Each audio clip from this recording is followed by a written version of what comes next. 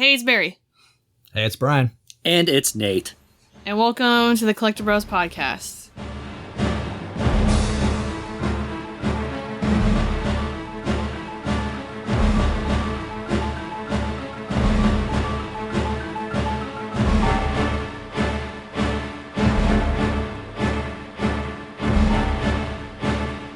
On this episode, we're going to go over Steel Battalion Woot woot. for the original Xbox. A game that we've all been waiting to really kind of do for this podcast. I think we wanted to do this one since the beginning, so. A legitimate grail. Yeah. For the OG Xbox boy, a legitimate grail. It's the first game I thought of when we decided to start doing this podcast. So, Steel Battalion. First and foremost, if you enjoyed this podcast, I'll get through this quick. Just follow us on social media, at Collecti-Bros Pod, on all social media platforms. We're trying to primarily promote YouTube more, so check us out on YouTube. All of our episodes will be up there. Discord, link for that is in the show notes if you want to come on there and talk to us. Anything else? Anything else y'all want to... Smash that like button. Subscribe. Podcast is over. Any and all interaction helps, so I really appreciate it. Getting past that, Steel Battalion, just a little bit of history on this. It is exclusive for the original Xbox, came out in 2002, and it was bundled with the giant, huge, large controller that is the Steel Battalion controller, also supposedly called the Mega Jockey 9000, which is not official at all whatsoever. But, like, the hardest name ever. Also. It's... From what I can see looking into it, it says somebody purposely edited the wiki page in 2019. Nobody knows who they are, why they did it, or the origin behind it, but now it's commonly accepted as the fan name for the controller. That's sick. Mega Jockey 9000. It's like just the Steel Battalion controller.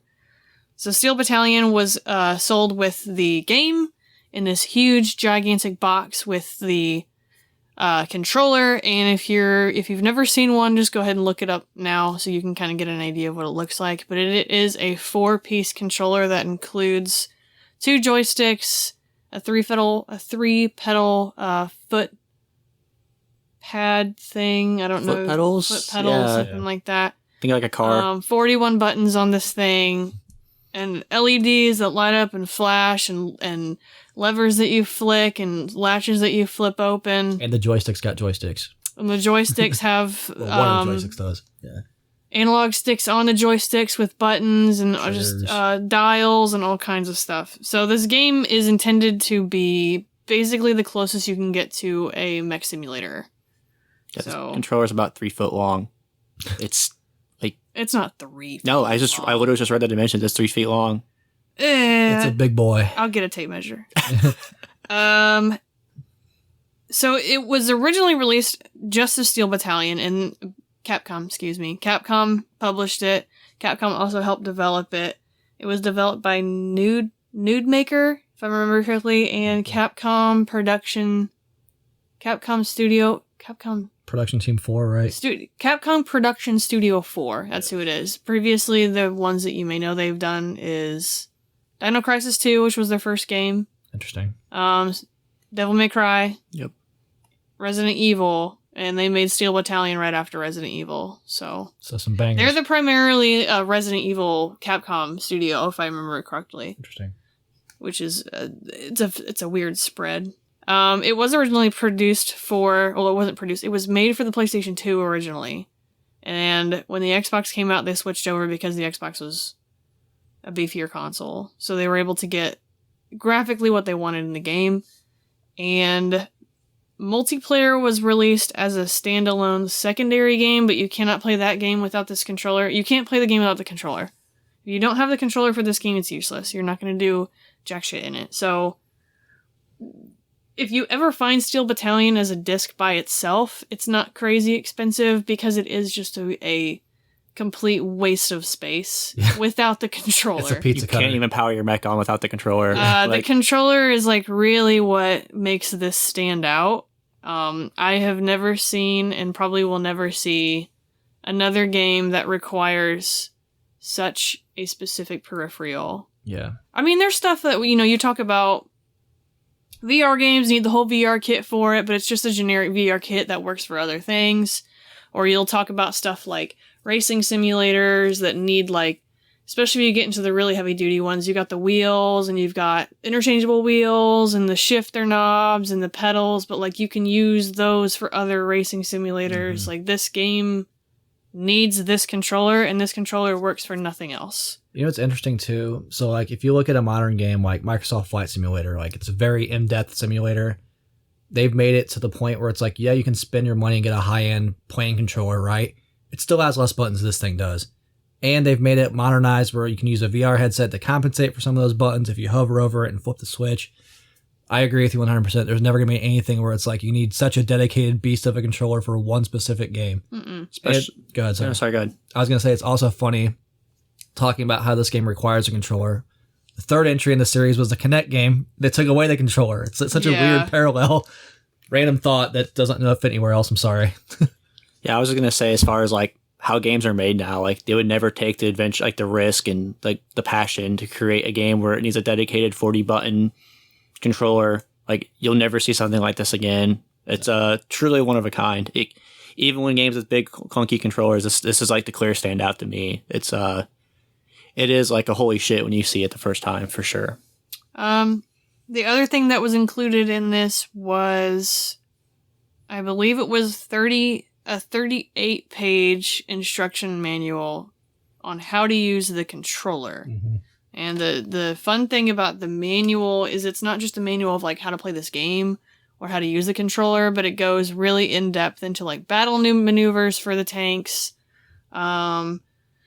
how to lob grenades at a certain distance, like, I don't know, just, it's like a military tactic manual that's like built for this game's world. It's supposed to simulate like a training manual, like for the tanks, not just the controller and like, oh, you know, when you start up the game, press the start button and the shoot button's the start button. It like goes through everything, what every single button does for your mech, and then outside of that, it has listed every single weapon in the game, what, I don't know, shell size, caliber, smoke size, who's to say what. The whole kit and caboodle is explained with like little diagram pictures, and there's even points of like some of the suits or some specific items that are like broken apart and blown up, like blueprints that show you like all the inner workings of all of this stuff that's not like it's in the game. So it's like a manual of like how to operate a tank, like if they were in real life. It's like it's from the world. Yeah. It's a super dedicated and detailed manual. Understanding how to play this game, it does not give you a tutorial.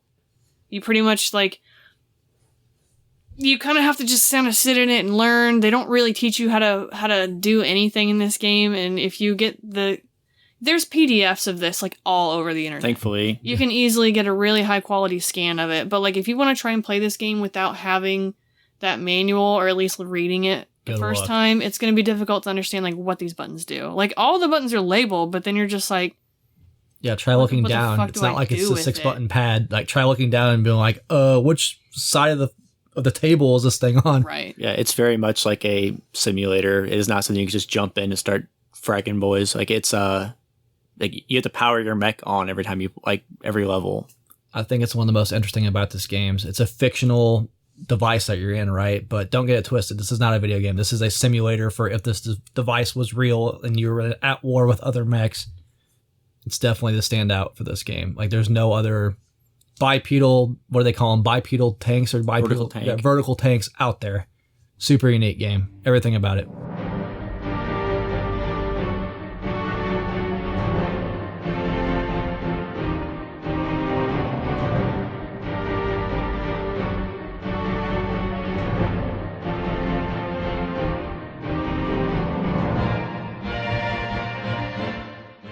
So the story of this, I have failed to do my due diligence and really tell you guys what the story is about, because who's to fuck say? It's not just First off, who's to say, because this game is so damn hard that we couldn't finish it. Secondly, I don't think anybody ever really understands the war stories of fictional wars out the gate. because you've got like XYZ fighting who 769, but they've got subdivisions of blah blah blah, and like I don't know, maybe it's just me, but like even reading historical information about like our own wars, I'm just like, who the fuck is fighting who for what fucking reason, and like why did this person come in here, and who is that, and why are they the same exact thing as this other name, but like they're not the same but they are the same. That's just really how kind of like war stories go in general. History's always written by the winners. So Let me get off my soapbox real quick. The basis of this game, I guess I'll just say that the basic idea of this game is you are a pilot of a vertical tank or a VT. It is a bipedal tank that walks around and shoots things. It doesn't fly. It doesn't transform. It just walks and shoots. Yes. I walk, I shoot. Tank. That's kind of just all it does. Instead of I roll, I shoot, I walk, I shoot. Yeah. There's a military coup, and there's 2 campaigns in this story. You play the first campaign, and you go through about 10 missions, and then you play the second campaign, and this is just a single player. We're not talking about Line of Contact, which is the multiplayer, because the multiplayer also has its own campaign.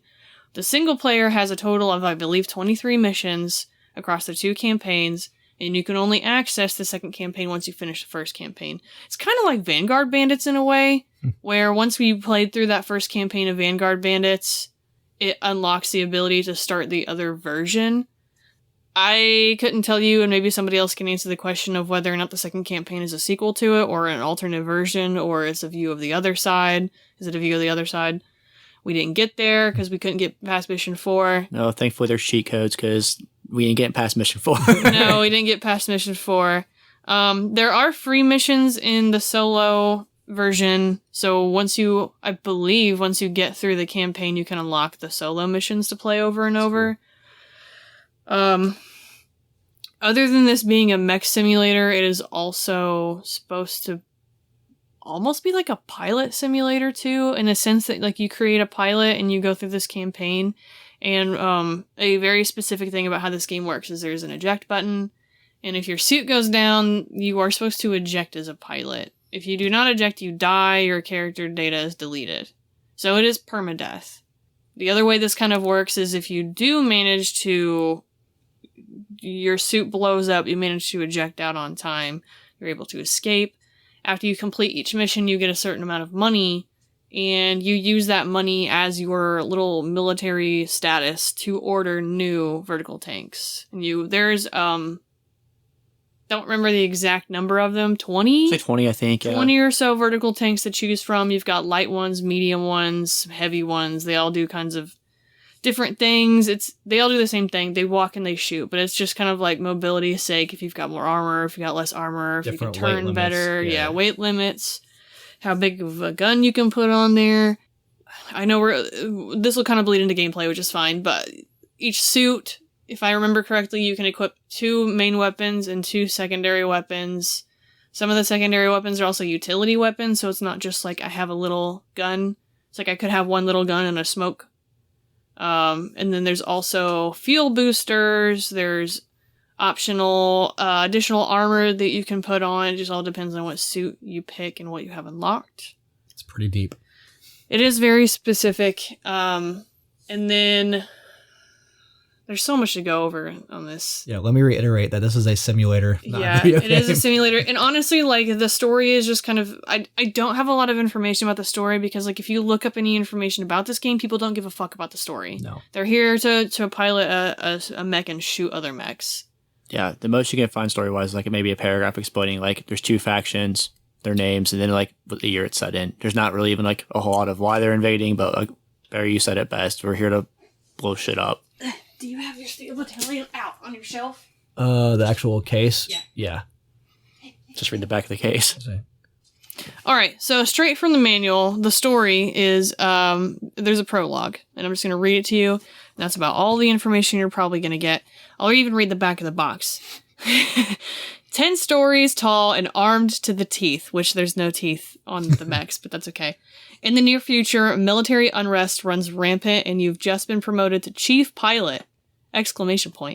Your weapon, the state-of-the-art tactical battle mech known as the vertical tank, the VT. It's the most evolved, high-powered military weapon ever created. To succeed, you must master the integrated control interface using a 40-plus button cockpit simulator to pilot your VT into battle and on to victory. Designed specifically for the power of the Xbox, trademarked, Steel Battalion propels you into the world of high-tech robot battles in the midst of a massive military coup. The success of every mission lies in your hands. Includes a custom 40-plus button controller with 2 control levers and 3 foot pedals. Controller required to play. And the prologue is 2080 AD. Technical and political progress since the turn of the 21st century have quickly approached critical mass. The United States, while still the richest nation, we're in so much debt, our economy sucks, has lost the militaristic might that once made it the leader of the free world. Coalitions between culturally similar countries, dissolutions between former allies, political and economic blocs are all crumbling as new, more powerful nations arise. The world is a crossroad.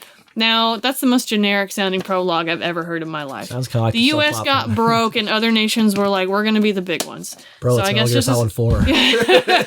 With the private armies, I guess that's what the story is about. Bro, other than the mechs, we're there. Like, yeah, other than you know what? Give it 60 more years. We got there, what bro. we got, like 55 years. Give it time. If there's not vertical tanks by Oh, then, ye like, of little you know. faith. So that's that like kind mega of the basis of really what this is. It's less really of a story game that you would play and pick up for the story, and it's so much more about the experience of physically playing it with this controller. no doubt. Yeah. So, Which is okay sometimes. Yeah. Do you guys have anything to say about the story? Any standouts? I will say if there was any at all. one thing where it goes back to being a simulator and being so immersive. If you don't read the book before, because the very first level, you're sitting there talking to your drill sergeant, and like your training base gets invaded, and he's like, the main guy that's supposed to drive the vertical tank that's there dies, and you're like, "I'll get in it, sir," and he's like, "You don't know how to drive this thing," and how appropriate, right? If you don't read the book. Every Gundam story ever, Yeah. but you're not a child. Right, That's like the biggest difference. Yeah. It's a funny parallels. If you don't know what the fuck you're doing, it is the most realistic simulator ever. Just jump into this giant fucking mech and use the controller, and you have the same thoughts as the player you're controlling. Yeah, I would say it kind of bleeds into gameplay too, but like definitely they try to tell it from like cockpit view. Like your screen is like totally the cockpit of it. There's no like walking around getting into it. It's like total immersion. So it tries to tell the story through the gameplay. It's not necessarily like the lore or anything, which is really interesting because if you look at some of the interviews with like the developers when they first pitched it, this dude like pitched it with a huge lore book and stuff. Really? Yeah, and then they're basically like, it's going to be about this controller. Let's just make it on gameplay. Don't even worry about like filling in background information. But, which I mean, smart. This isn't like a in-depth RPG with a super long story. Just as a thing, you see this controller, that's what you're going to be immediately drawn to. This should be all about the gameplay, which there's plenty to talk about. The story is the immersion for sure. That being said, we'll move on to gameplay because that's where as Brian would say, the bread and butter. Yes. Meat and potatoes. Bread and butter. We on bread and butter now? Yeah, we don't You used to say bread and butter.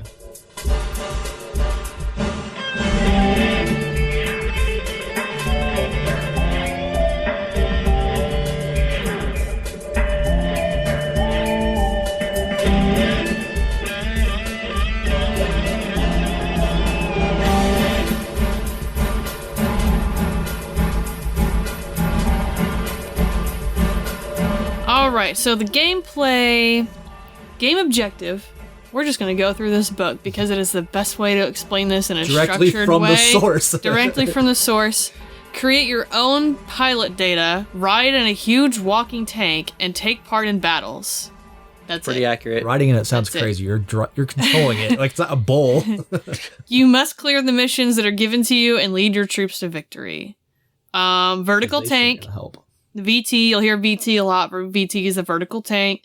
Pacific Rim Organization is the coalition of many countries. As a VT pilot, you're a member of these organizations. So we're in the Pacific Rim Organization. That's where Del Toro stole it from, huh?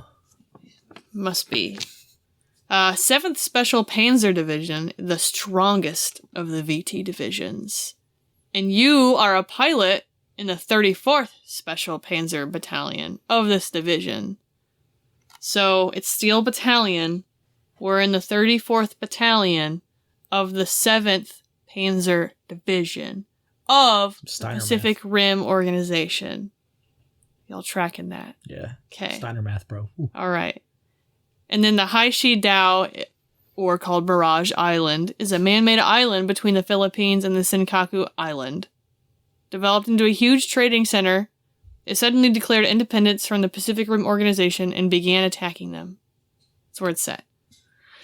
So, you got campaign, you got free missions. Can't really do much with free missions. You've got the mission log where you can kind of look at a bunch of stuff and nobody ever clicks on that, to be honest. You've got replay load where you can load a replay and you can't... Saving is weird in this game where it saves after... It's difficult to explain. I have to organize my thoughts. So the pilot, as I said before, the pilot is a permadeath. You can't reload, you can't like save scum this game. Just putting it in like basic terms, you can't save scum. You go through, you play the mission, and it saves after that point. And then you go and you replay the next mission, and it saves at that point. If you have a really good run, you can save a replay. So you can go back later and watch that over and over again. Is like, oh, I've recorded like battle maneuvers, or like, let's watch this video on like what happened over there and like study it. I don't know what they call it in sports, but it's that idea. We're It's like film, watching film. Yeah, they like watch an enemy's like Strategy. Strategy, and then study it or whatever. So saving a replay isn't actually like, oh, let me go replay the mission. That's what free mission is for. And you only get that once, you know, your pilot isn't fucking dead. When your pilot's dead, I'm pretty sure all that data wipes erases. everything. Yep. Yeah. So you don't get access to those free missions anymore because you don't have a pilot on save that has the knowledge of those missions. Yeah. So it is very specific in its permadeath. So don't fuck up and keep your Xbox close so you can push the button if you don't eject fast It's enough. brutal. It is really unforgiving, and it's part of the charm of this game too, though. And then obviously your configuration for aiming, if you want inverted controls, yada yada yada. No.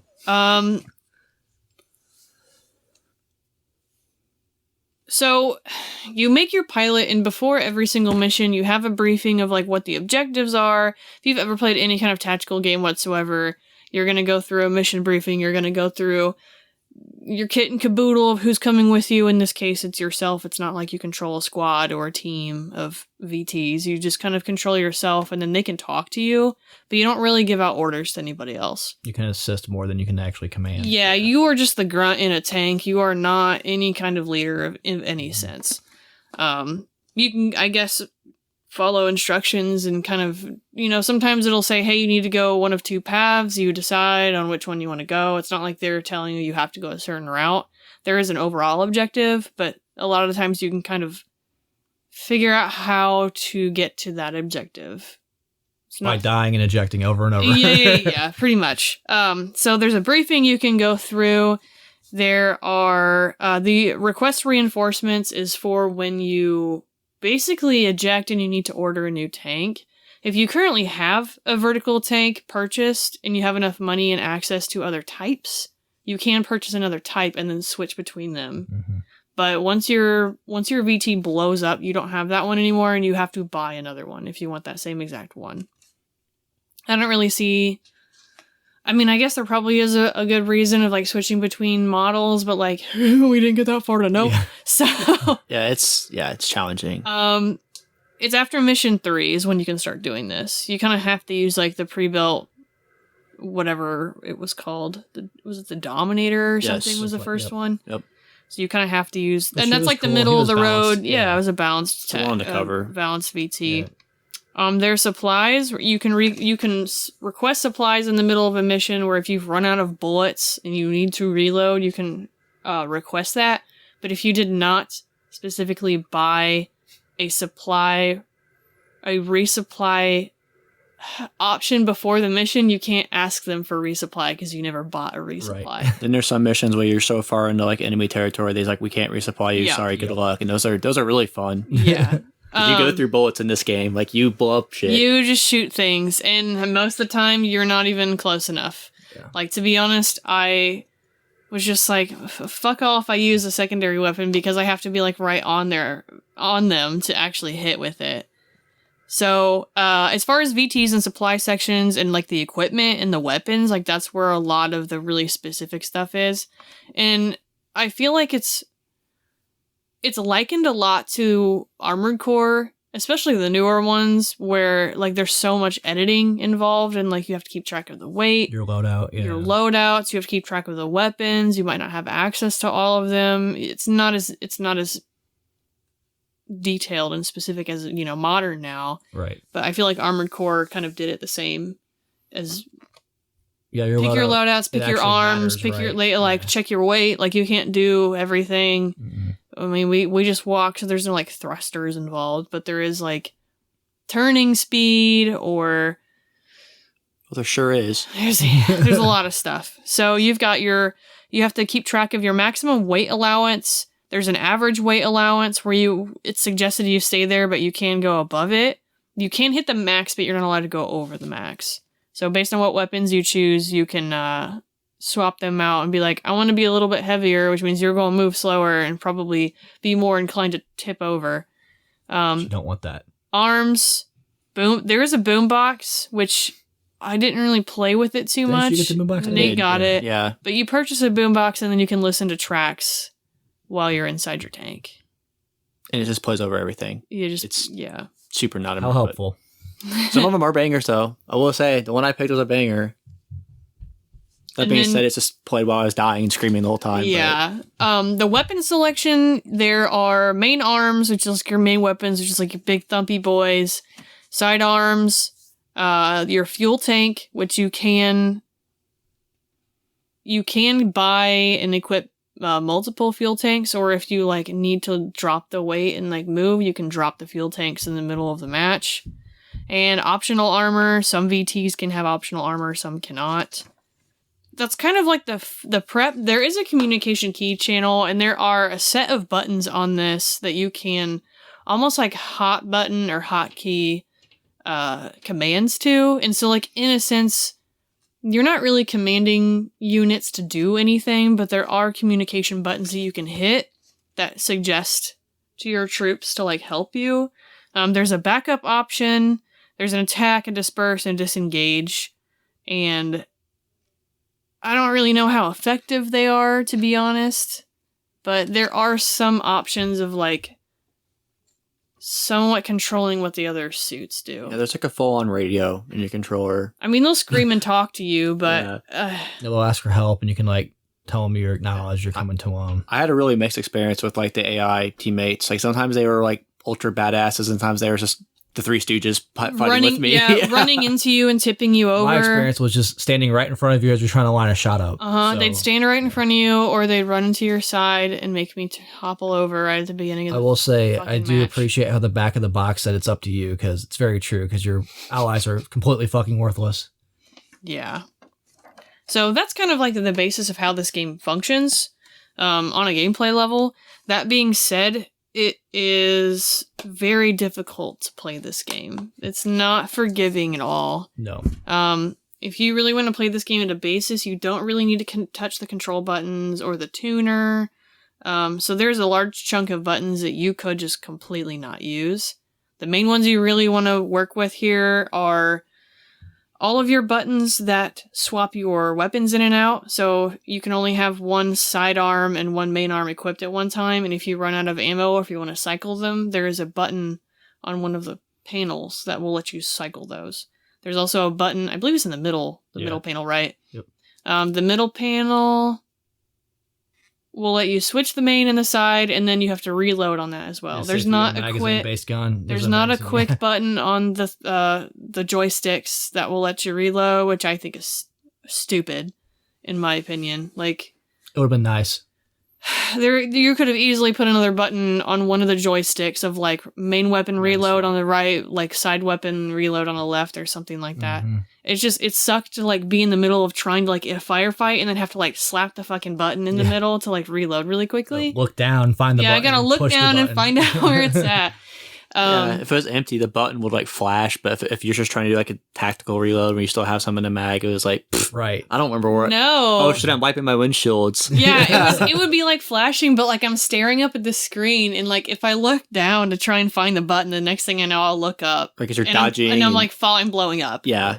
So there is as far as the pedals, there is a brake, there is a go forward, a brake, and then what I thought was going to be some kind of clutch initially, because there is also a 5-speed slider. What do you call Gear this? shifter? Handle. Yeah, it's like a gear Yeah. Yeah, it's like a gear shifter, so you can shift up from like reverse, neutral, and then 1, 2, 3, 4, 5. And I thought that would be literally a clutch, like a manual transmission that you'd have to hit before you could shift.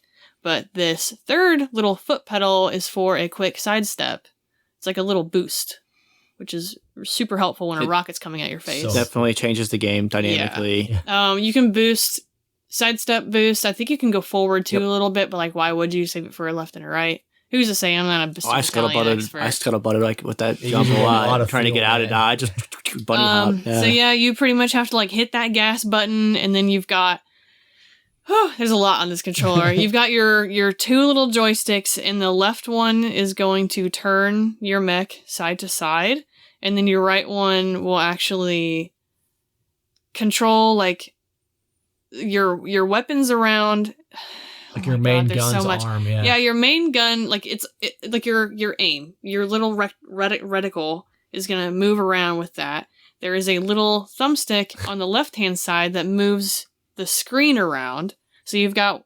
It's like your head. pilot's It's head. so Yeah. it's so hard to explain without really being like, I need to show you this whole kit and I need to tell you what each button does. You'll have to watch our YouTube where we'll literally film the controller Yeah. while we played so you can get a better understanding. How about Yeah. that fucking plug? Yeah, there will be a YouTube video that goes with this if you want to see us playing it with a controller on the screen at the same time it's happening. So it's real-time controller. But then there's like a shoot button in another spot, another shoot button. There's a lot of buttons. There's a lot of buttons. The other section that I could bring up is there's a windshield wiper, there's a fire extinguisher, so if you're on fire, you do need to extinguish yourself. There is a backup camera, so I like to call it. There's a little camera in the middle of the HUD that you can change from front view, back view, aerial view, or lock-on target.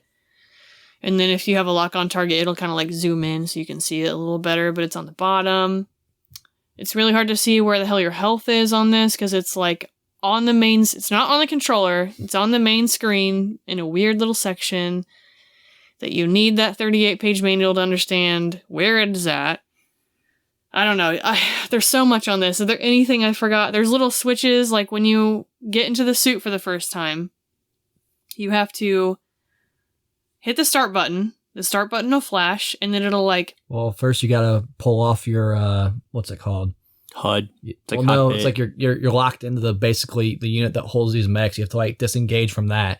No. When you get in there for the first time, you hit the start button, and the thing goes choo choo choo choo, and it It's comes like an down. ignition button. Then it's ignition, then it flip, starts yeah. on the bottom.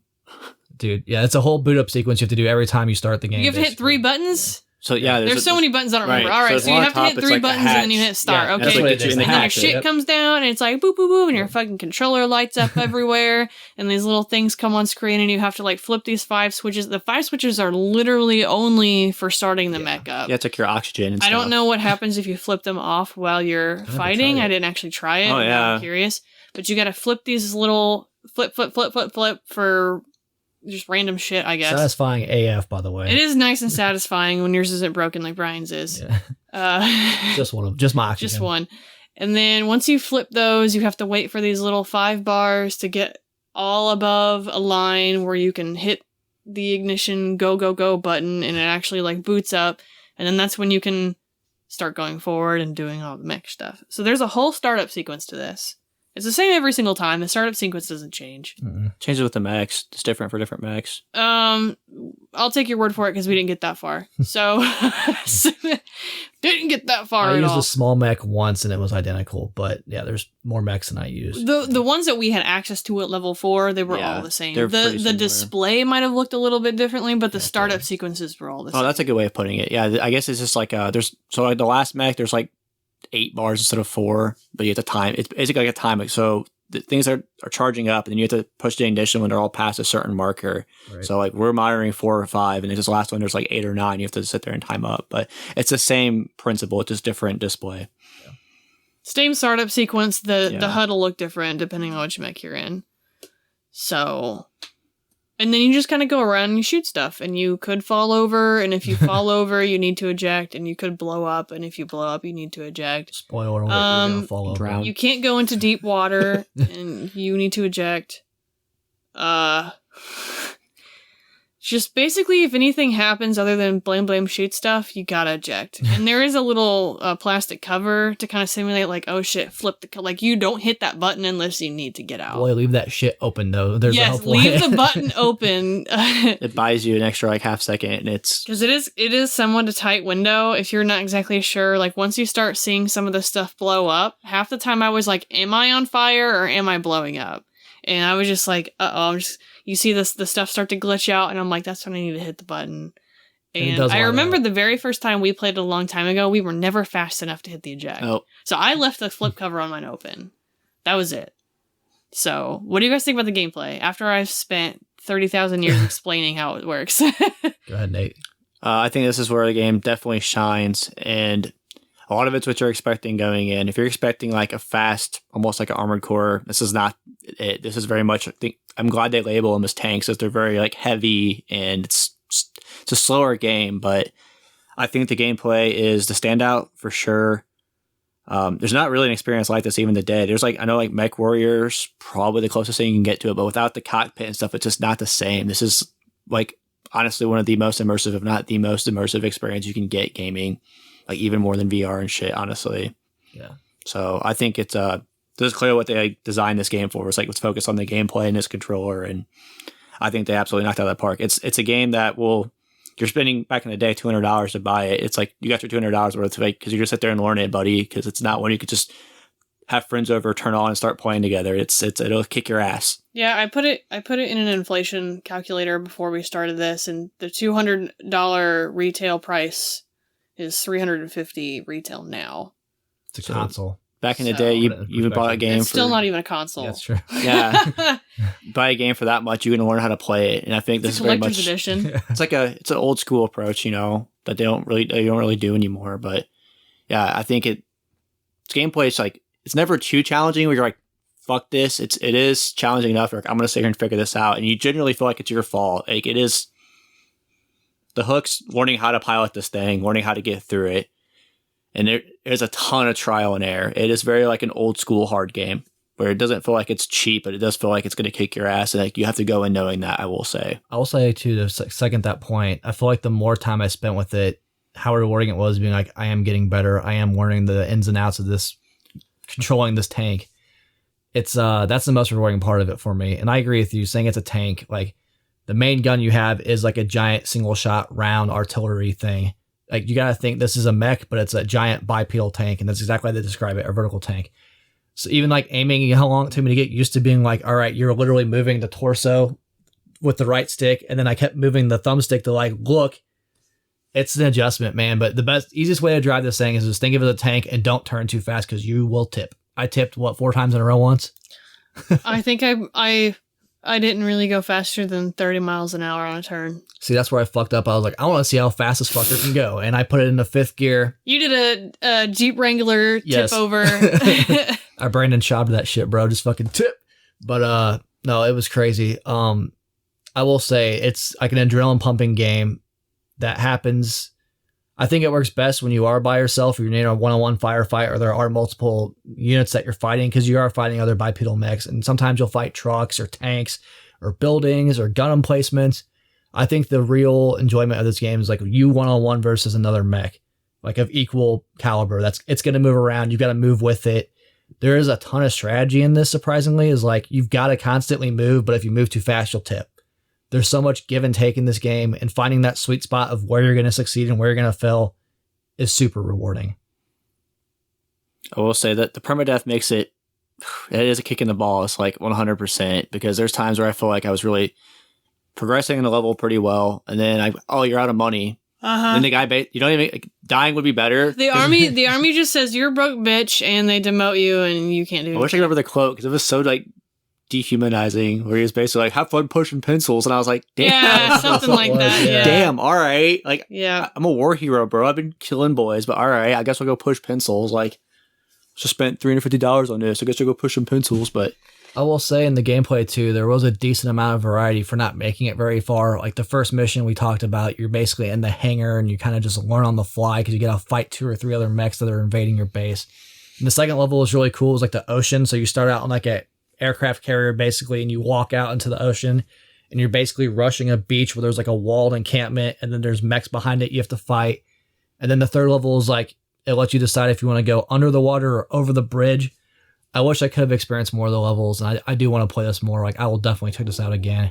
Check that cheat code out. But there was a pretty good level variety where it's as far as like your terrain, your environment. There was a level where they were up high and they were shooting down at you and to figure out how to get to them. I do appreciate flanking in the back. Right. There was a lot of variety for only playing a couple levels, honestly. Like, I was pleasantly surprised with that. They could have easily taken a route where it's like, there's a mech, fight it. There's a mech, fight it. Mm-hmm. But they did a good job like mixing it up. And that again, it felt like a strategy game because of the terrain. And for that mountain level specifically, you had to figure out if you wanted to go right or left, to the point where I couldn't beat it like 2 or 3 times in a row. And I was like, Nate, what'd you do? And I tried it, what he did, and it didn't work for me. And then I found a different path. And I was like, oh, this is it. There's a lot of replayability in finding out what works best in that scenario. So there is replayability in a weird way for being such a linear single player game. There's a lot of replayability. Outside of gameplay, we'll talk about graphics and sound a little bit, but the controller, already talked about it for a little bit, but there are 2 controllers for this game, sort of. There was an initial release of controllers that have the green button, and then this is so hard to explain because there's not really like surefire information on how this release happened, but there's basically a green button and a blue button controller. The green buttons were the first batch released, the blue buttons were the second batch released. The main difference is the pedals. The green button pedals have a torsion spring, and the blue button have a compression spring. It's said that the compression spring is better and it's less prone to breaking, but people say the green button LEDs are better. For disclosure, we had 2 green buttons. We had 2 green buttons, 1 blue button. I think the blue button LEDs looked great. I don't know why people said the LEDs weren't as good. Did they go out? If they were different, I didn't notice the difference. They were both bright. Maybe the green buttons lasted longer. I don't really know. I don't really know like the reasoning behind saying the LEDs were better in the green one. It's just console war shit. Xbox green, PlayStation blue. That's all I guess so. There is a slight color difference of the actual panels on the 2. The green setup is more black, and then the blue setup is more gray, and it's a really, really subtle difference. It doesn't take away from anything, but it's a very subtle, like a 2-tone. The 2-tone is more black on the green, and then the gray is more prominent on the blue button.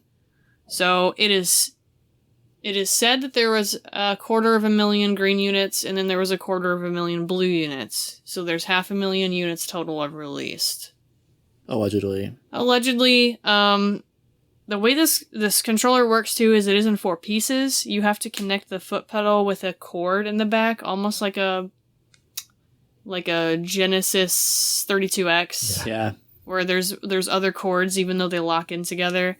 The actual control panel is a center block, a left, and a right, and you connect those with like a I want to say it's like a 32-pin ribbon. Yeah. Kind of like in like a PC, like you have to put the ribbon connectors in slots or whatever.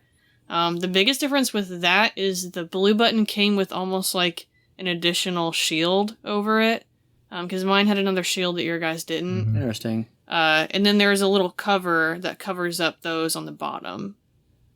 I don't have the covers. Yeah, it but came with a whatever. mini tool you can And use. it comes with a little Allen key Yeah. to put those covers on. Part of the immersion. And then all the buttons are plastic. The little 5 switches have a little metal cap on them. And They break off, by the way. Yeah, that do break off. And then there is a plastic flip cover for the eject button. But other than that, that's really like the main difference between these is kind of like smaller pieces, the color, the ribbons, the foot pedals. The foot pedals were honestly the only thing I noticed because I messed with mine's green. And I was like, well, let's see if there's any difference here. As soon as I put my foot in it, I was like, oh, this feels like it's got a little bit more give. Mine It was a does little feel stiff. slightly different. I like the way they feel the blue button pedals personally. As far as the actual controller itself, where the hands are, I didn't notice a difference at all. Yeah, everything functioned exactly the same. I just think they wanted to differentiate between a first release and a second release. It is said, not confirmed, that the blue button was released with line of contact. I can confirm that I have a blue button in a box. Yeah. The blue button... Okay, the Steel Battalion box has a picture of the green controller unit on it. Mhm. My box serial number matches my blue button controller serial number. Yeah. So they didn't re-release it. It doesn't say line of contact anywhere on this box. So you gotta open it to figure It's- out which color you I've got. never seen a line of contact box, Mm-mm. big box with No. a controller ever. Same. I've never seen the Steel Battalion with a sticker that says also including line of contact. Right. I've never seen any of that, but I can tell you that my blue button controller matches my box that looks like a standard Steel Battalion. And the only way that you would know is if you opened it up and saw it had blue buttons. Literally. That's it. There's Yeah. nothing else on the box that differentiates like a release difference. I don't really know where all of that speculation comes from, but Me neither. I can tell you you're not going to know any difference between a blue and a green, except for that serial number, as long as serial number matches. The only thing that really matters if you want a blue or greens, if you're a total nerd like me and you want both. So Or if you value the pedals, or you're like, oh, I want sturdier ribbons. Like my ribbons were hard to put Yeah. together because they were so stiff because they had that extra like thick like band on there. So I just leave my controller put together and put it on a shelf. You can interchange the parts. So if you want to use the pedals from a blue on a green unit, that's the sick. connector is exactly the same. That's what Can you mix the panel so you can do like left side blue, right side green? Damn, we need to experiment. I'm going to say probably yes, Yeah. because I believe the pin They're the same size is pins. exactly the Yeah. same. We should try this. Content. Why would you? I don't know, but Console wars. I suppose. Do you guys have anything to add about the controller? I will say, as intimidating as it is when you first sit down, like it does tell you what to do. I think the controls are like it's a lot, but they're all done. I will say, like, I think the complaint about the quick switch and the reload's fair, but it tells you when you need to do everything. It's kind of on you if you react accordingly. So as many buttons as there are, I don't feel like it's like poorly designed at all. I think everything's kind of where it should be.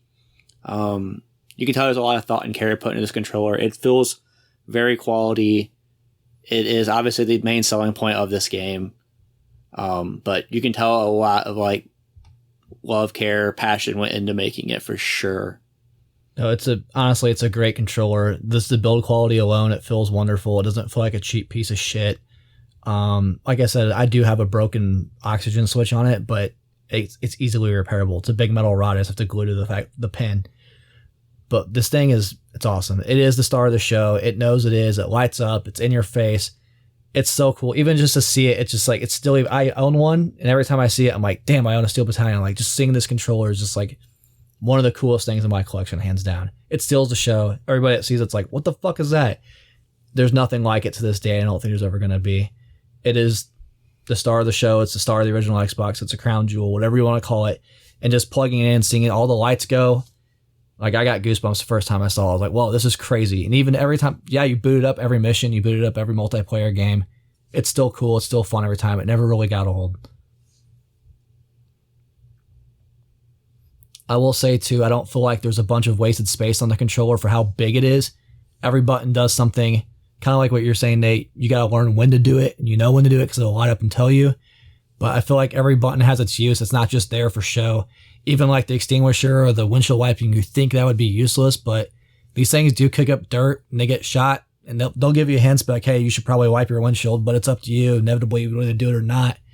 And then even like the radio communicator dial in the middle, like you can switch between teammates with that. There's a lot going on, but there's no wasted space. It doesn't feel gimmicky. And again, I think that adds to the simulator charm of it, right? Like if it was a video game, you'd use like one button one time. Everything has a use, everything has a purpose, and it's really cool. They did put a ton of thought, no doubt. I get why it's not there, but the one button I wish I would add is a fucking pause button. It's because it's a simulator, but like if you gotta piss, like you better do it between levels, buddy, because you can't pause. There is a workaround. You can unplug your controller. Look, dog, if you gotta pee inside of that mech suit and you're in the middle of the fight, like you better have a bottle, like just like driving. So, piss jug, 2080 piss jug. Yeah, 2080 piss jug. You can unplug your controller to pause it, but it's ridiculous. It breaks immersion. It's a little breaks in my immersion. It breaks the immersion of being in a war with a mech. But yeah, I get why it's not there. But man, it is tough when you're like trying to strategize on the go. Like, okay, there's 3 guys over here. I'm gonna jump this bridge. It's like there's no time to sit there and kind of calculate. It's like you're dodging. So I mean, it adds to it. Overall, like this controller, like what Brian was saying, there's not a lot of dead space on it. There's a little bit of dead space in some places, but it would be too little of room to add another button. I think there's a space between, there's like 9 buttons over here that you can do like your attack, backup, whatever commands, and then you've got 3 extras that you can assign other commands to. I never use them. You actually don't really need to use them that much. So there's kind of 9 buttons there, and then there's the 5 red ones where they'll flash if someone wants to talk to you and you can hit them. And then below that is the knob for the tuner. And right to the right of the knob, there is a little bit of blank space. And I kind of wish they would have used that as like a meter or a bar that was like health or gas. Yeah, cool. Something like what would you call it? Like suit integrity. Yeah. So I could see it, like I could do a quick look down at my like suit's integrity to see like how many more hits I possibly They could have done a take. whole integrity. They have that on aircraft. I will say they throw a lot on your screen. It would have been nice to take one thing off that damn HUD and stick it on that spot in the controller. I mean, even keep it on the HUD, but the way that the HUD was built up is it's just so hard to make out some of this stuff. Because there's just a bunch of flashing shit everywhere. And then, like, panels with numbers that don't really make sense. The fucking map. And then, yeah, the mini-map that you have to hit 4 buttons to, like, change into different mini-maps. You can fold it up, too. Remember? The map's so big, the button to get the fuck out of your way to tell you. I needed that map, dude. I needed it all the time. Yeah. I wasn't looking at anything. I was always staring at that mini-map. So, there was some... I just wish there was something on there that would show your suit's integrity of some kind. That would have been nice. It didn't require a button, just a little light behind there. They could have had like a meter, red, yellow, green, that dissipated or whatever if you got shot. That was my only complaint about the controller overall, but the width of it doesn't feel too wide. I mean, like, I'm a small person and it fits kind of exactly like where I'm at. I didn't feel like I needed to stretch across to like shift my speed or anything, or I didn't need to like, I've got my hands on the left and the right, and I could take my hand off the left to shift my speed without, I could still move around a little bit, but it was like turning. Like, I'm not going to shift my speed and turn at the same time, so it makes sense for it to be on that same hand side. Just in the same way as my right hand is controlling my gun aiming and my shooting, and I can take the left hand off the reload or switch guns real quick, because I don't really need to turn the tank. If I'm already engaging an enemy and shooting at them, I don't need to turn my tank, I just need to move where I can shoot at. So there was a lot of things that were intuitive. Like, once you kind of understood where the buttons were and what they did, you were like, okay, I don't need to cross my arms to like hit buttons, or it's like, if I'm ejecting, I'm not using my left hand. Like, if you're ejecting, you're not aiming or shooting at anything. Right. Take that hand off and, like, push the button. They did a good job of, like, button placement, I guess. Button mapping was great on that designed controller. well, yeah. Mm-hmm.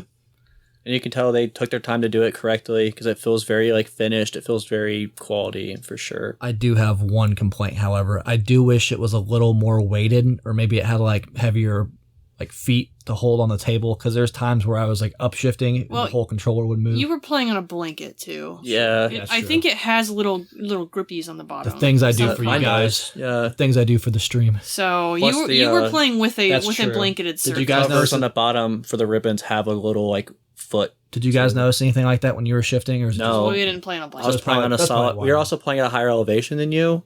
Brian set up. That's something to bring up. Like, this is a very large piece, and it requires a very large space. In the same way that, like, if you want to play a VR game, you better have some room. Yeah. Or, like, when you want to play Wii Sports, you better clear a space. Mm-hmm. This one, you need to have a table set up because you can't play this standing. Yeah. I tried. And there's no way to play this laying down or sitting other than with an actual chair and a table. Yeah. Brian put the stupid folding thing like up against his, like, it was like a little picnic table in front of his lazy boy couch. Yeah. So you couldn't really, like, sit up straight and, like, sit fully in the chair because you'd be lounging.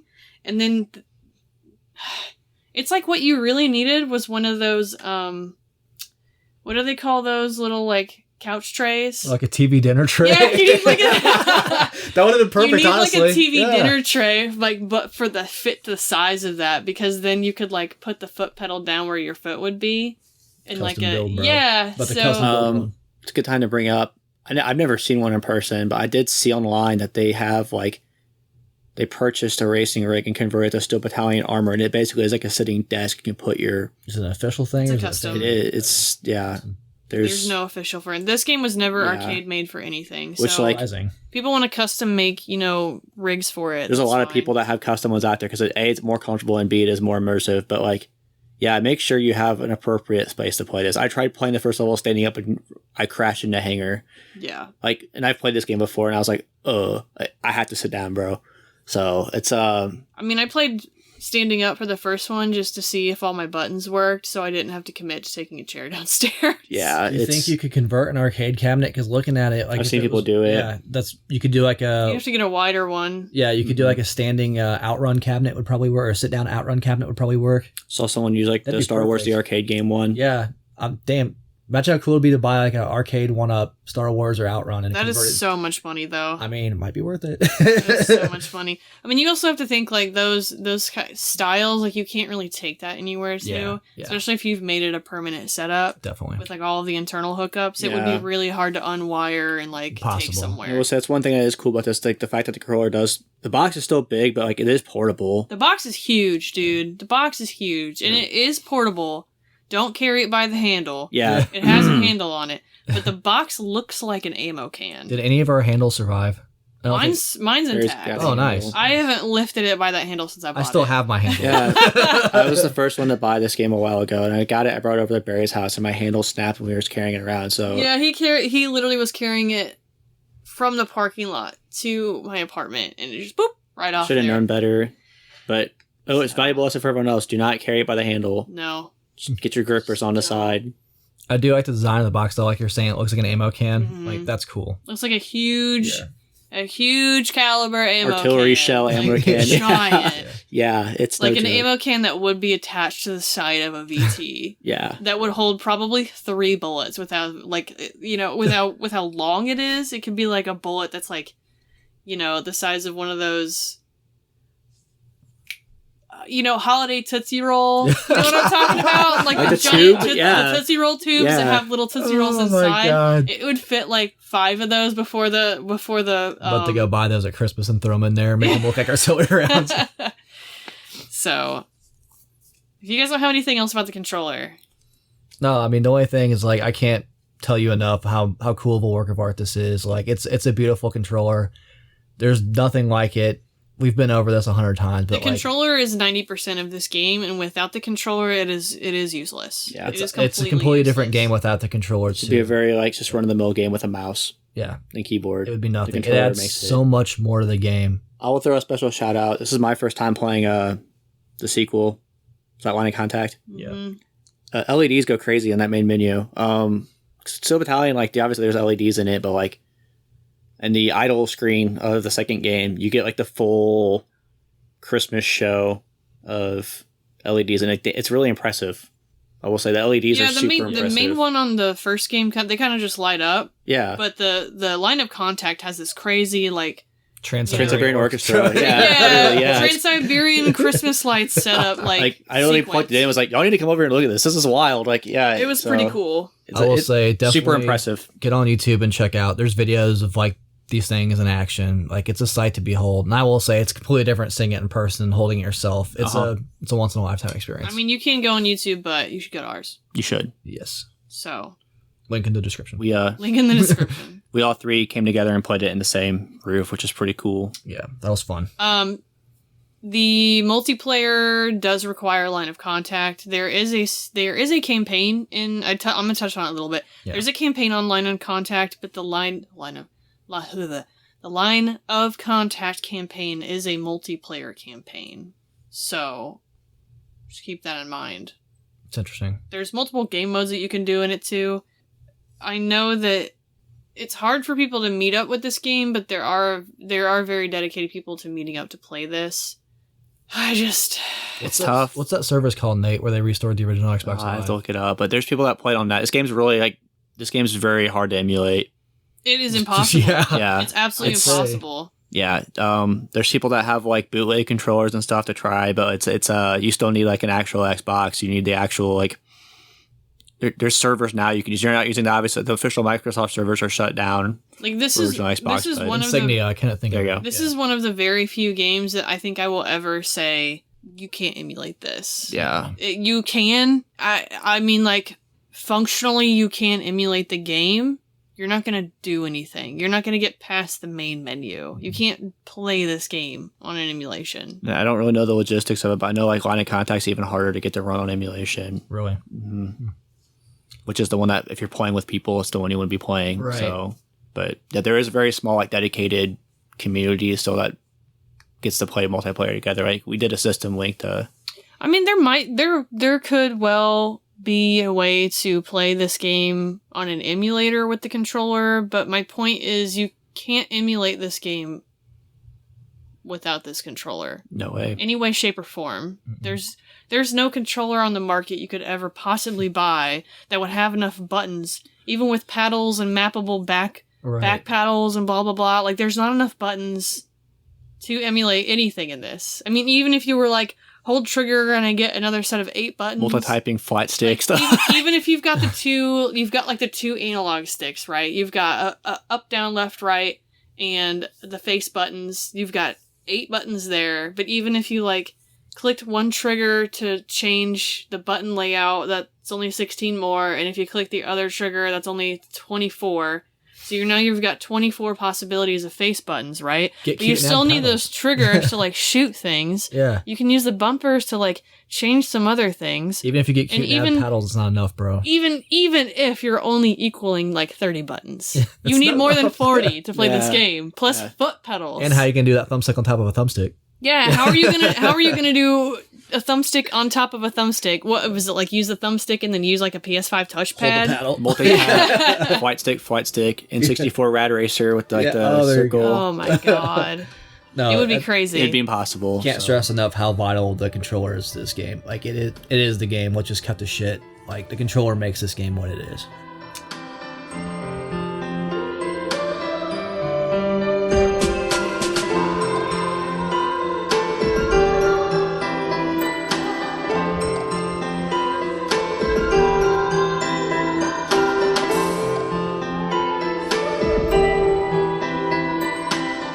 Graphics and sound are going to be short and sweet, so we can save some time for collectability. Graphics and sound, the graphics look phenomenal. Brian played it. We had a retro tank on his like 80-inch TV. And like it looked great. Yeah, sorry, I called dibs. I was like, I want to experience this. We kind of had the whole thing. He had the HDMI adapter on an HDMI TV. That was huge. I was able to play the Xbox on a flat screen LED TV that still had AV ports. 3D TV. So 3D TV that still had AV capability. And then Nate played on CRT. Which looked amazing, by the way. looked incredible. It looked pretty beautiful. There was a contrast loss in the CRT, which I didn't... It was harder for me to really make out some of the stuff that was on the screen, but the clarity of the details were... They looked so good on that CRT. It looked good. I wish it just had... I wish there was a slider or somewhere where you could change like some of the colors or the contrast on... And maybe it was actual the TV, the actual TV. Yeah. But there was some contrast loss, but like the detail on it on a CRT, I was like, I just would get up from my station and just like go over to Nate and just watch him play it because it was pretty. I hooked it up at home on my big CRT, and man, it's so impressive. Like, it looks beautiful, dude. The HUD looked really cool on a CRT, and it kind of added with that graininess of a CRT, like classic lines. It looked like you were looking out into like a screen or a HUD. It added a lot, honestly. Like, if I play this again, I'm hooking up to my CRT. Yeah, they went in with that design. They wanted it to be very like HUD focused, and it definitely fits the bill. To the game, honestly. Yeah, I know this game had won some awards for the graphics on it. I think people's opinion, this is the best looking Xbox game ever and cannot be topped. So honestly, there's parts of this game that like some of the weather effects are like stupid for the time. Like the dirt and debris. This is a crazy, impressive game, and I have personally not seen another Xbox game that made me feel like, holy cow, how did they make it happen on this? Like when the Xbox came out, and I can see why they switched over from a PS2 to an Xbox, but like when this released, when did Xbox release? 2 years after PS2, 2001, 2? This came out in 2002. So let's just 2001, right? This is an early release Xbox game. And now we talk about games that come out now, and we don't ever feel like games that we have now are next gen games. We're on next gen consoles, right? But we don't have next gen games. Like, this is the epitome of like Xbox being next gen and high definition. And I don't think anything ever touched it in terms of like that realm of games. Like, even on PlayStation 2 and GameCube, you've got games that are stylized to kind of fit what it could do. Right. But this game, it was on a whole other level. I don't think anything touched it. So it went for like a realism effect, and a lot of stuff in that area you go for. It ages horribly. This looks pretty damn nice still. Yeah. Like I will say also, even it's just like the technology, like there's a lot of destructibility in this game, and it looks pretty damn nice. Like when you shoot a building, you can see like the particles look really good. It doesn't just kind of disappear. Like a lot of stuff back in the day, you hit a building, it just like flashed and disappear. Like, yeah, it'll flash and disappear, or you'll see it like blow up, and the next thing you know, it's just a completely flat ground. Or like if it does have any it'll just be like the same implosion animation. This has like dynamic implosions and stuff. Like it almost looks like Battlefield. Yeah, you're like it's cool because like if there's a couple levels where you have to get the suit. I don't want to talk like too much long, but it's there's a lot of stuff I'll cut out. But there's a couple levels where you have to move your suit out of some kind of hangar or out of a boat or out of a ship. And if you don't move straight out of that, or any kind of collision, if you're scraping against something, these sparks will flash on the left or the right, depending on like what you're scraping on, to show like these sparks are coming up being like, hey, you're scraping here. And it's really cool to see them like flashing up. Yeah. So there was a lot of care put in these graphics, and they're executed really well. Another really cool one I want to point out quickly is when you're on the beach and you're walking over trees, it could have just been like a stupid falling tree animation, but like depending on which foot's hitting it or which weight, the tree will bend left or right. There's small little things this game does like that where it's like they didn't have to do that. Like Capcom went hard on this game. I'll put the sound up to pretty high too. Like they went for immersion for everything. Graphics, sound, gameplay.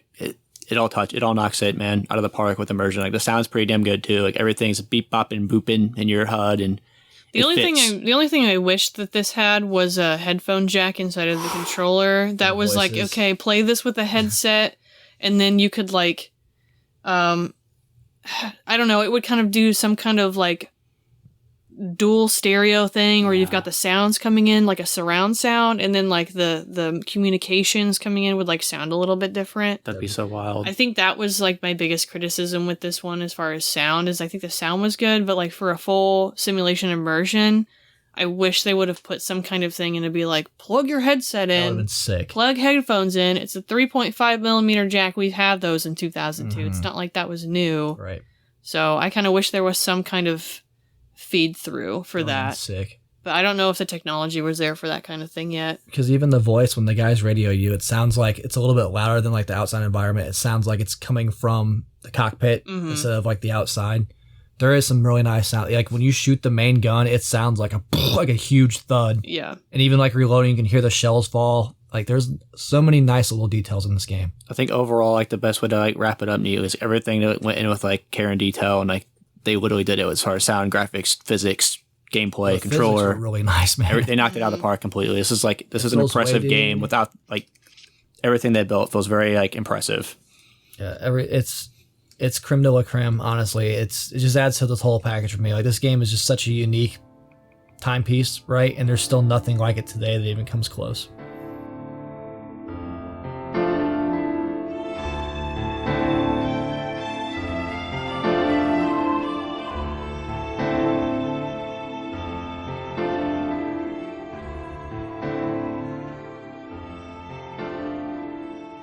Alright, collectability.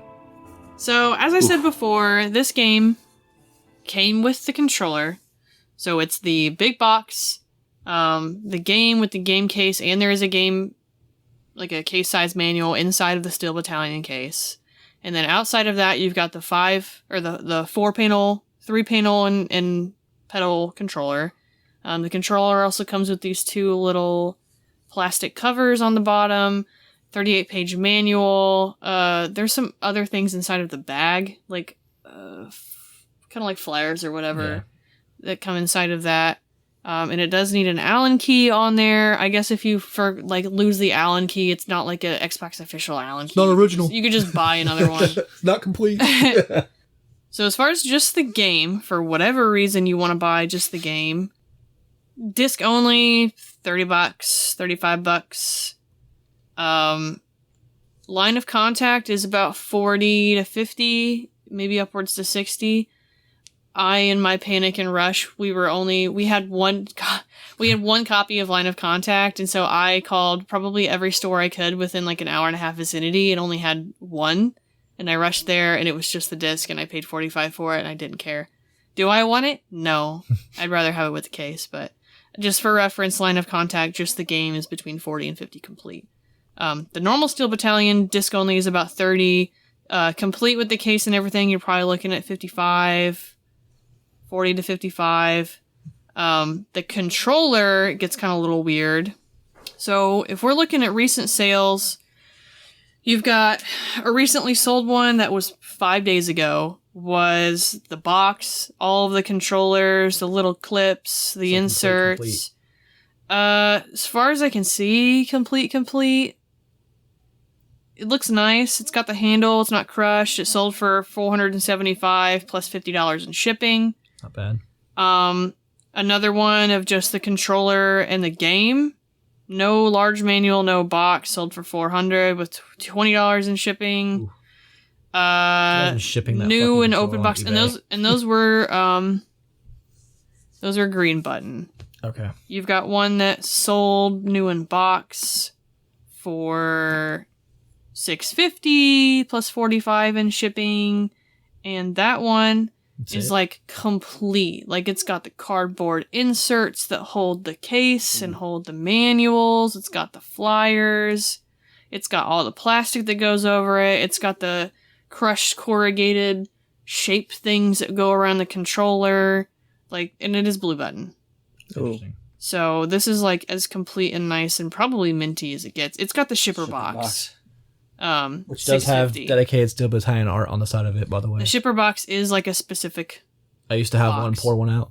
So this one comes with everything. $650 plus $45, so about $700. So you're looking at anywhere.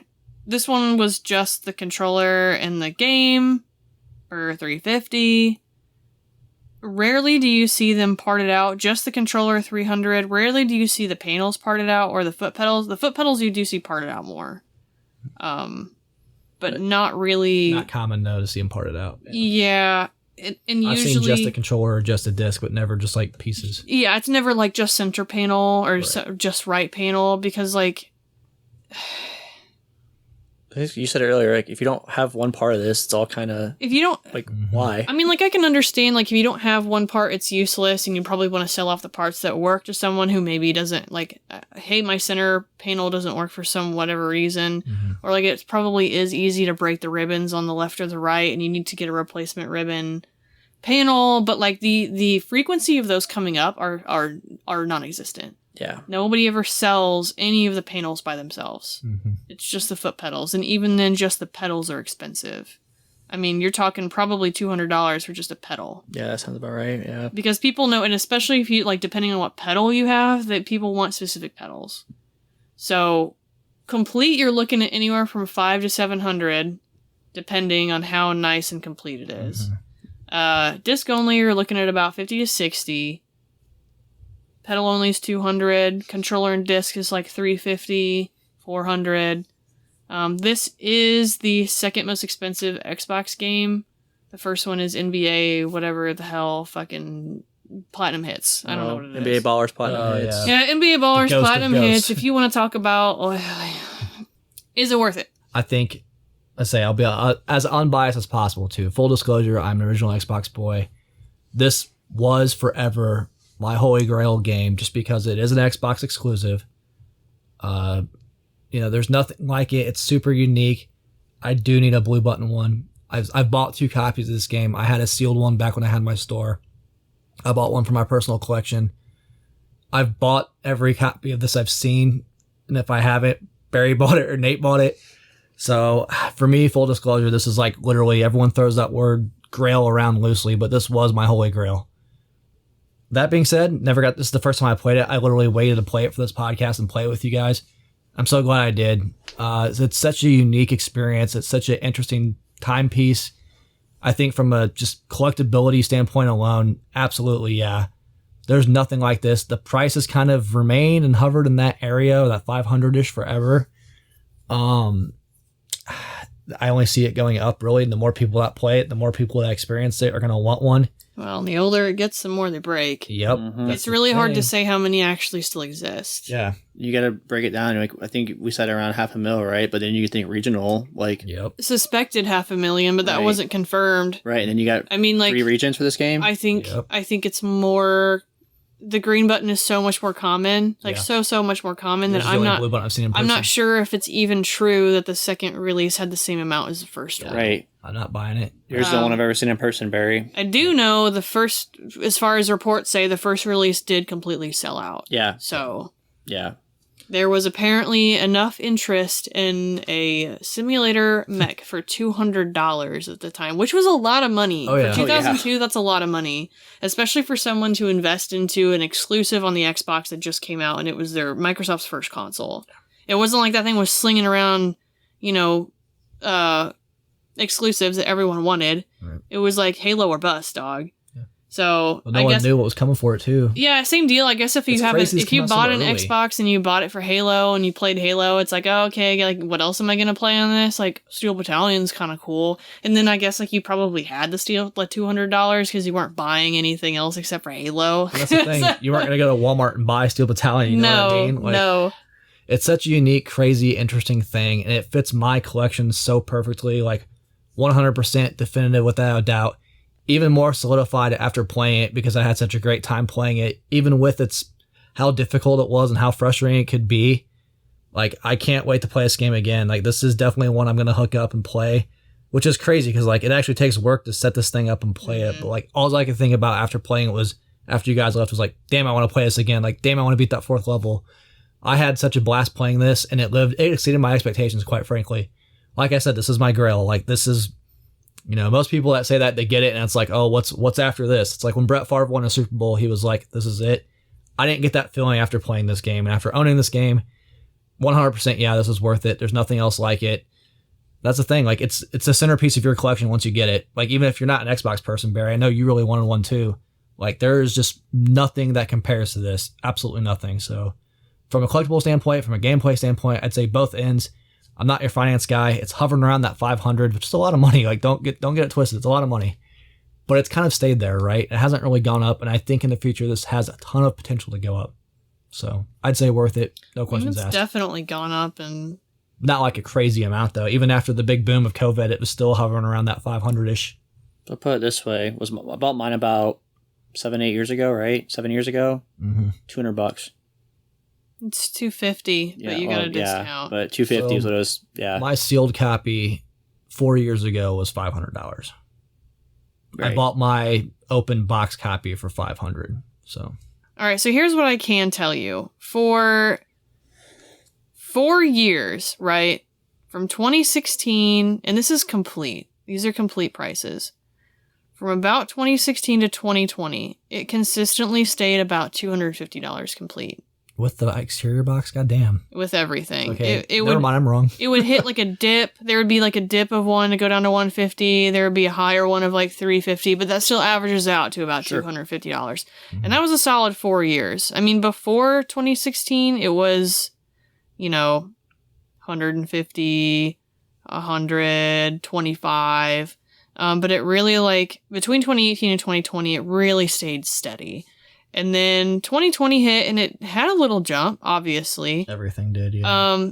But now we're kind of looking at, like, now it's in that 400 to 500 range, higher with the condition. It's always conditional, too. Like, Sure. you got the bags, you got the little things over it.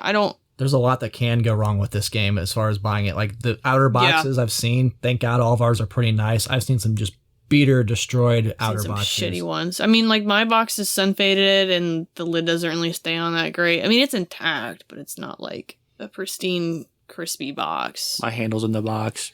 Needs handles in the box. What's the thing? There's so much that can even go wrong with the controller too. So if you see a nice working copy and it's affordable, like, it just solidifies it for me even more. Like you're saying, you don't see parts for it once it does break. Mm-hmm. You get a working one, like, jump on it. Like, and like I said, I'm trying to be as unbiased as possible too, but if I take all my love for this out of it, it's so unique. It's so, I mean, literally, people that don't come, like Sherry's family comes over and they're like, what the hell is that? Literally every time I'm like, oh, that's Steel Battalion, buddy. Like, it's such a showpiece for your collection, man. Like, from a collectible standpoint, it's awesome. From a gameplay standpoint, it's killer. Like, I can't sing enough praises about Steel Battalion, man. It lived up to my grail title. Like, I love this game. Would you say it's still worth 500 to 700 price? Yeah. Honestly, yeah, I would. 700 is pretty high. Like, if you want a super nice minty copy, which that's the thing, how many of them are floating around that are still minty? You know, Mine didn't come complete, but it still looked damn near not like unplayed. Yeah, so It's complete enough. Like, that's the thing. I'm not I going to had say a little bit of like scraping on part of the controller, It's not noticed. I didn't notice but it wasn't like dusty. None of the buttons were broken. None of them were gunked up with anything. It was really clean. the actual controller's clean, yeah. Mhm. Yeah. I will say, like, I don't think it's worth the extra $300 to make sure you have your cardboard insert so it sits in the box pretty. If you can find an outer box for this game, like, you get the really cool ammo can, your controller still fit in it. Like, my manual's sealed, so I'll, look at you guys. I'll probably keep it that way just because of what it is. But also, like, opening it and flipping through it was really cool too. So I think $500 for, like, complete without all the inserts and stuff is a solid price on this thing. Like I said, I bought my sealed one 4 years ago for $100. It had the shipping box and everything.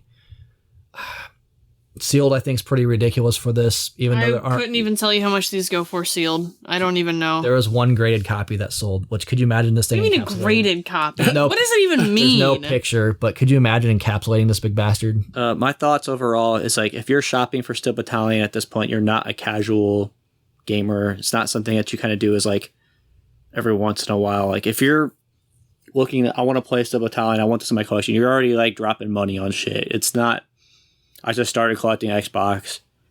What I'm going to buy, my hit list. It'll probably be on your what list, but it's not something that you go in with, a couple $100 and go buy a bunch of games to start collecting. Like, it's something you're actively looking for, so you already know what you're getting into at that point. So I feel like this game is catered to a certain audience at that point. Even when it came out, you're spending, at the time, $200, which, like you said, it's $330 nowadays. Like, so you already know, like, you're going with a dedicated fan base, people who want to play mech simulator game, right?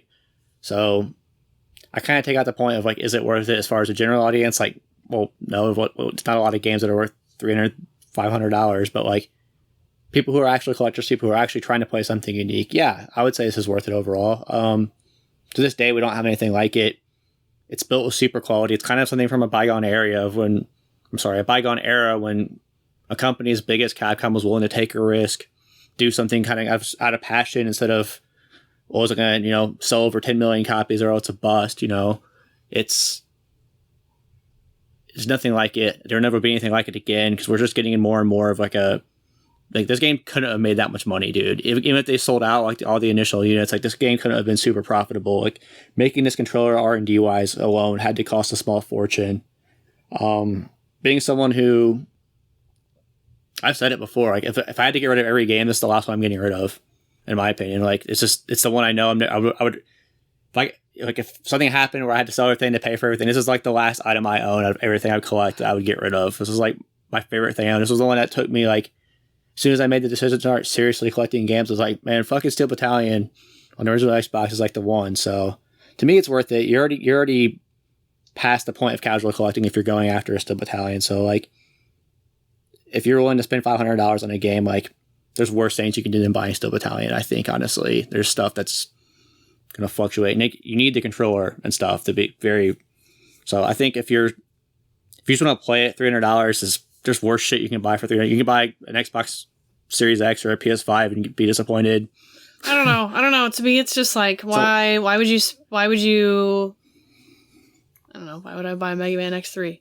You can buy Steel Battalion. Right, exactly. Like, okay. There's a lot worse you could do. Like, when you really put it in perspective, there's a lot of the expensive games, like really expensive games, are kind of shitty. Yeah. They don't hold up to the test of time, and you can just fucking emulate them. Like, if just play complete devil's advocate, we say it a lot with these episodes, but like, you truly have to have the actual shit to play this game. Like, you can't just try it out. Like, you have to own it. You have to have the controller. So I think, like, I can't make an argument why not for just a controller. Like, if you want to just pimp it out and get the box, whatever, but I could see you justifying, like, hey, I could save $200. Like, okay, but I think $330, $350 for just a controller or disc is, like, inarguable. This is totally worth it.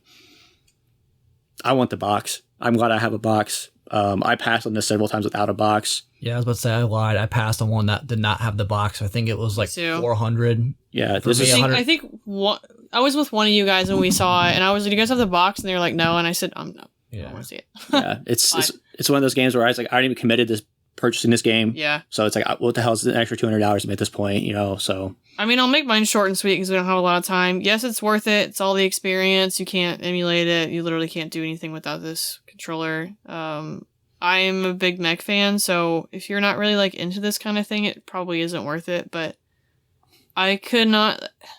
There's not a lot of games out there that you can't have the same experience with emulating. You know, stuff like DDR. You're not gonna have fun playing DDR with a gamepad. I mean, I guess you might, but same thing kind of like with Guitar Hero. Guitar Hero, a lot of time is the fun of like playing it with the guitar. I mean, you can play it with a gamepad. A lot of people do because it's like fast and they can play it well. And I'm like, cool, your high score, but like the fun of it and the experience is the controller. Right. So for me, like the fun of it and the experience is the controller. The difference with this one is you can't use a damn gamepad and be like, I can still play it with my controller. You can't. No. Sorry. You can't plug in a USB controller and play it with your little emulated game. The controller literally makes this game and it breaks this game also. You can run, I guess run the emulator and push the start button maybe. Ain't the same. But you can watch the intro of it. But yeah, I think it's worth it. I think it's worth a huge experience. And this isn't like a one and done experience. Yeah. It takes a lot of time and a lot of commitment to really be good at this game and to really get through it. It's not anything like, oh, it's a really hard game, but once you know what you're doing, you can beat it in 3 hours. Right. It's not NES game where you learn the pattern too good. Like, so, yes, worth it. I wanted a blue button, and I was fortunate enough to magically get the blue button when I found mine. So, we got to the point where I wasn't going to be stingy and say I'm only going to buy a blue button. I just really wanted blue because like my favorite color is blue, and then I happened to get it. So it is beautiful. Yours is the only blue button I've ever seen. It is pretty. I'd like to get one someday, but we're talking. Yeah, I'd pay $500 if someone put a blue button in front of me right now. Put it like that. Like, I want them both just because I'm really like Last Boy. I want a complete collection. But this is one of the easiest "is it worth it" for me ever. Honestly, same. Yeah. Even though it's a huge price, like this is totally easy. And even then, like once you've bought the Steel Battalion and the kit and the game, it's like 40, 50 extra bucks for line of contact. Yeah. Which we didn't touch on too much, but like, man, with a lot of people, that would be so fun. Oh yeah, that would be extremely tough one-on-one fun. because the map's so big, but... And that's the other difficulty of this game is like, it has a lot to offer in the solo experience, and realistically, you are going to be hard-pressed to find anybody locally in your area that's going to lug all of this shit, owns this, for one. Yeah.